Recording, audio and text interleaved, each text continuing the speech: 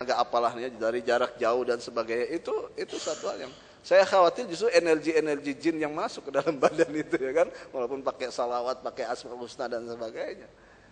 Ya, jadi seperti itu. Nah, dokter aja kalau ngobatin orang nyuntiknya jarak dekat atau jarak jauh, Pak?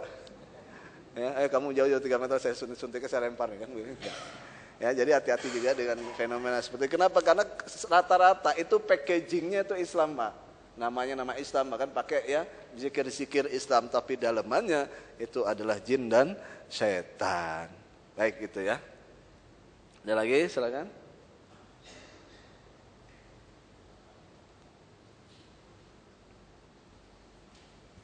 Ini saya tanya ini Pak, pada suatu pertunjukan yang menyerupakan seperti itu Pak, Debus. Debus, kemudian lagi ada seorang anak mengatakan Allahu Akbar. Ya. Begitu Allahu Akbar itu yang main berdebus itu langsung bubar Pak karena luka gitu. Bagaimana seperti ini Pak? Ya, jadi makanya pertunjukan debus itu biasanya begini, diawali dengan ya orang yang punya ilmu satu guru, jangan saling mengganggu, dia takut juga kan. Ya tergantung lah ya. Jadi ini kan ini game of setan ini kan. Jadi permainan setan, cuman melalui manusia dan kemasannya pakai ayat kan. Ya, pakai ayat. Bisa aja terjadi kasus-kasus seperti itu di mana begitu jinnya dipanggil supaya orang itu kebal, nggak mempan itu jinnya kagak mau masuk karena bisa jadi situ ada orang soleh ya kan. Karena jin setan itu takutnya sama orang soleh, Pak. Ya, orang soleh itu sifatnya bukan namanya soleh tapi nggak soleh, setan tetap aja berani sama dia. Ya kan? Jadi orang soleh. Umar misalnya begitu tinggi kesolehannya itu jin kabur lihat dia. Ya, jadi seperti itu bisa aja terjadi. Saya juga pernah dengar di dekat rumah saya itu waktu itu saya nggak ada, ya kan? Itu sampai terluka parah Pak. Begitu dibacok itu akhirnya nggak terjadi. Ya, tapi kekebalannya itu hilang. Ya, seperti itu mungkin. Karena ya bisa aja begitu setan mau masuk nih kok di situ ada apa yang dia tidak berani itu setan akhirnya ya kagak mempan itu mungkin. Gitu. Nah kalau soal nanti ini kemasannya pakai pakai ayat itu kemasan Pak ya. Jadi kita jangan ketipu. Saya dulu mungkin pernah bicara di sini kalau kita pernah nonton film vampir Cina ya. Vampir Cina itu kan ya yang begini-gini Pak, itu berantem sama dukunnya kan. Dukunnya udah hampir kalah, dukun Cina itu. Apa yang dia keluarin Pak? Hah? Yang dia keluarin isimnya. Isimnya tulisannya tulisan Cina. Seset ditempel itu di jidat si vampirnya berhenti begitu kan. Itu orang Cina. Karena itu isimnya tulisannya Cina. Ya, kalau kita isimnya tulisannya apa? Arab. Apakah kita orang Arab? Harusnya tulisan kita tulisan Sanskerta Pak, karena kita orang asli orang sana. Tapi karena kita orang Islam, maka ditulislah Arab. Padahal tidak semua tulisan Arab itu adalah dari Quran. Ya, jangan mudah untuk dibodohi. Ada rombongan jamaah haji ya itu lagi perjalanan. Ya, dari misalkan dari Mekah ke Mina naik bus, jalanan macet. Supirnya marah-marah. Tapi begitu supirnya marah-marah itu jamaah haji dari Indonesia pada teriak amin amin amin. Kenapa? Karena supirnya marah-marah pakai bahasa Arab, disangkanya lagi berdoa. Ya, ini tentang kebodohan kan, tentang kebodohan. Jadi tidak ya seperti itu bisa jadi keadaannya ya. Wallahu a'lam bishawab. Ada lagi Pak? Kalau nggak ada saya persilakan membuka lapaknya masing-masing. Cukup ya Ustaz ya? Jam 12. Satu lagi silakan Pak. Jadi maksudnya kalau yang belajar tenaga dalam itu kan termasuk musyrik ya Pak?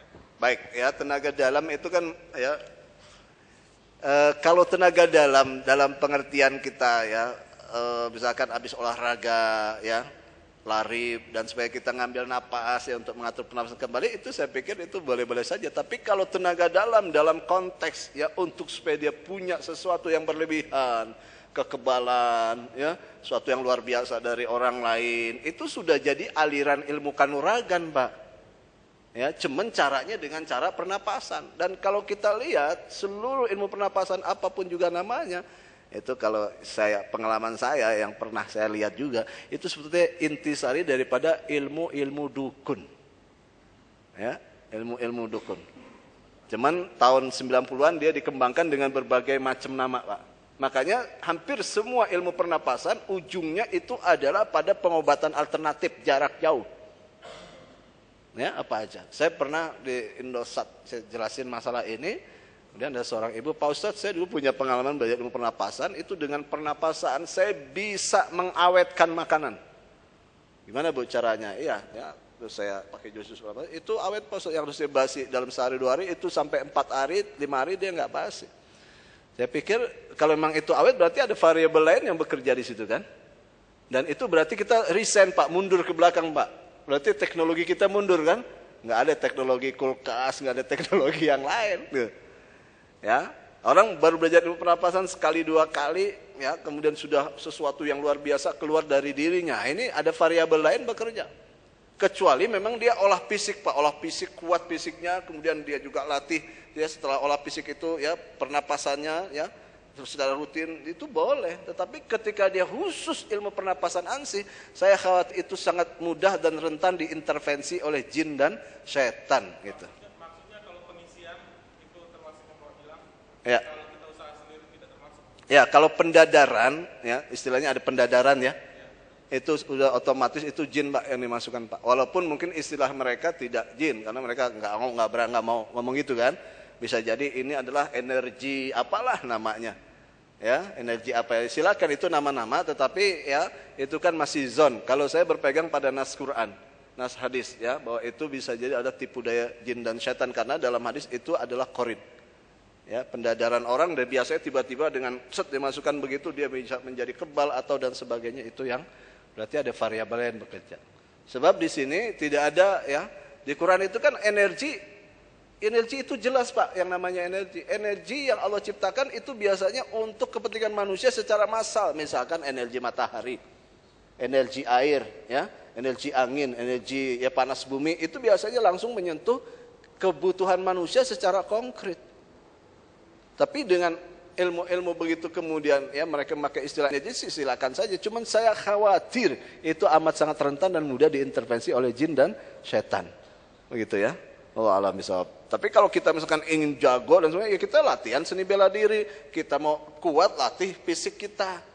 Ya, misalkan rutin berlari ya pagi 1 jam, sore 1 jam. Ya latihan fisik bugar. Ketika dengan latihan fisik bugar, napas kita kuat, kemudian kita bisa menghantam sesuatu ya dengan kuat kemudian pecah, itu hal yang logis. Tapi orang baru belajar pernapasan sehari 2 hari sudah bisa begini dan begini, itu berarti ada variabel lain bekerja di situ. Para sahabat saja, Umar ibn Khattab itu kalau jalan Pak, jalannya seperti lari. Sahabat ketinggalan mulu yang lain-lain. Karena memang dia cepat, kuat. Kalau dia ngomong nggak perlu pakai mikrofon. Semua orang itu dengar Pak, karena suaranya lantang. Dan kalau dia mukul, sekali pukul orang pada kelengar Pak, sekali pukul. Ali bin Abi Thalib itu ketika Rasulullah membuka benteng Khaybar itu benteng terakhir pertahanan Yahudi, itu didorong-dorong, dijebol oleh 10 orang sahabat yang lain, itu nggak terbuka itu benteng. Tapi begitu Imam Ali bin Abi Thalib datang sekali hantam, itu kebuka. Coba bayangin betapa kuatnya ya tubuh dan fisik para sahabat waktu itu. Ya berapa kali push up-nya, squat jam-nya Pak ya, dan sebagai latihan fisiknya, itu yang harusnya kita lakukan. Kalau kita mau jago silat ya latihan silat. Kalau mau jago nembak, belajar nembak. Jago seni bela diri ya kita latihan seni bela diri begitu. Jangan ada unsur-unsur yang tiba-tiba jadi ya instan. Itu bisa jadi bantuan jin dan setan. Kalau dia sudah masuk ke dalam badan kita itu berbahaya Pak. Ya, fenomenanya sangat jelas, nanti kita jadi pemalas, pemarah dan sebagainya. Allah alam bisawab.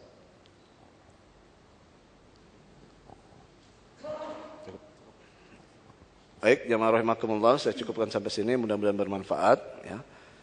Lebih dan kurangnya mohon maaf. Assalamualaikum warahmatullahi wabarakatuh.